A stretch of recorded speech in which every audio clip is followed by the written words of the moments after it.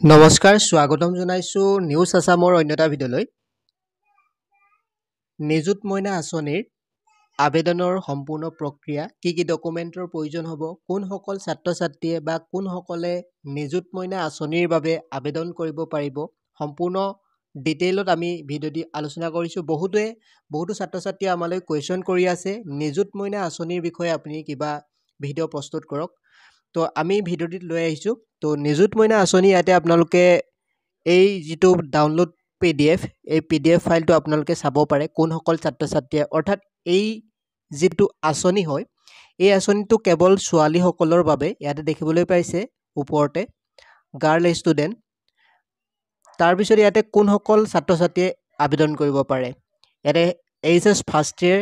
Graduation কৰা সকলে পাৰে BA BSc BCom ফাৰ্ষ্ট ইয়াৰ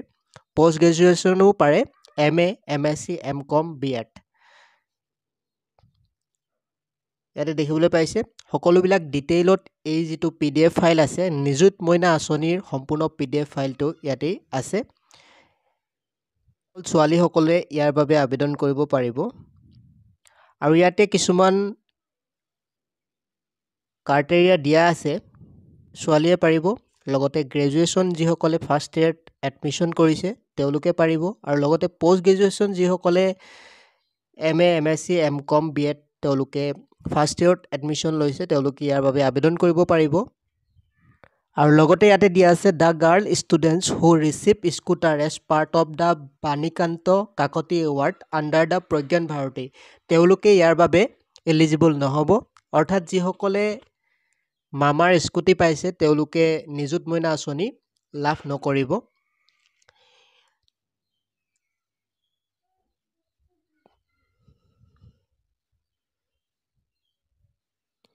এলিজিবিলিটি ক্ৰাইটেৰিয়া ইয়াতে দিয়া আছে অৰ্থাৎ ইয়াতে incentive is meant for all eligible girl student domicile অৰ্থাৎ অসমৰ বাসিন্দা হ'ব লাগিব তেওঁলোকে ইয়াৰ বাবে আবেদন কৰিব পাৰিব আৰু married girl will not be eligible for the scheme অৰ্থাৎ বিবাহিত যদিহে ছোৱালী হয় বা মহিলা তেওঁলোকে আবেদন কৰিব নোৱাৰিব আৰু লগতে ইয়াত দিয়া আছে in service girl admitted to অৰ্থাৎ সাৰ্ভিস প্ৰভাইড কৰি থকা B.Ed সকলে ইয়াৰ বাবে আবেদন কৰিব নোৱাৰিব আৰু লগতে ইয়াতে দিয়া আছে ডাটাৰ of minister MPs MLS are not eligible অৰ্থাৎ MP MLA সকলৰ যি ছোৱালী হয় তেওঁলোকে ইয়াৰ বাবে আবেদন কৰিব নোৱাৰে ইয়াৰ কিমান এমাউন্ট পাব ইয়াত দিয়া আছে দেখিবলৈ পাইছে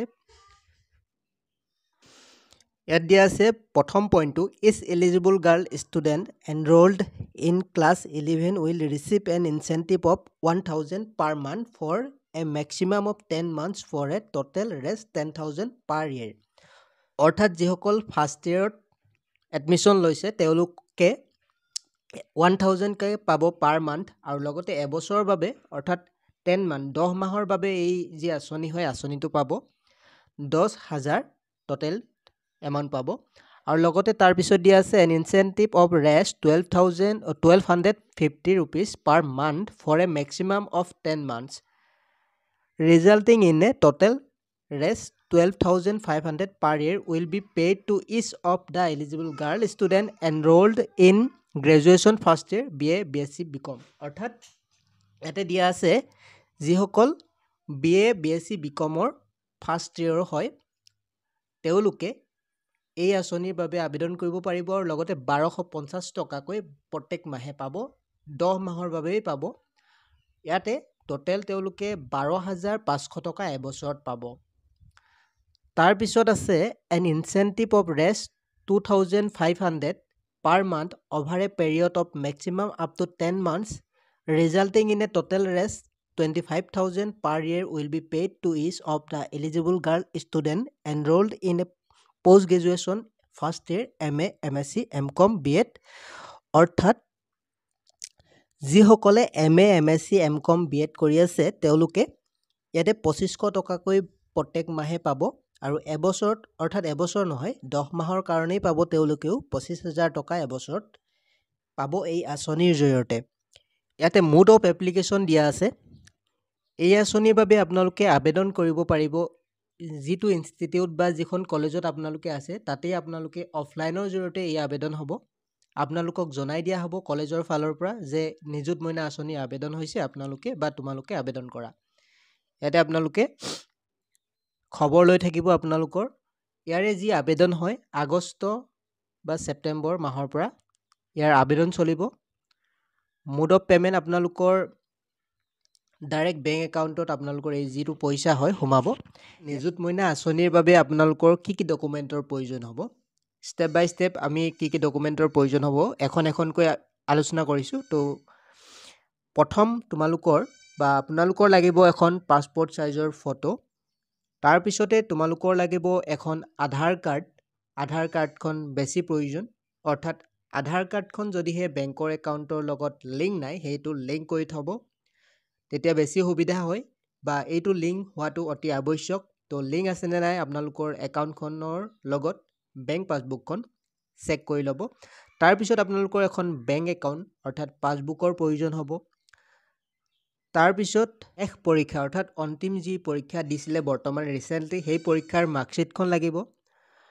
লগতে যদিহে গ্ৰেজুৱেশ্যন কৰি যিসকল ছাত্ৰ ছাত্ৰীয়ে MA, MSc, MCom, BEd তেওঁলোকে কৰিছে তেওঁলোকক লাগিব গ্ৰেজুৱেশ্যন ID প্ৰুফ।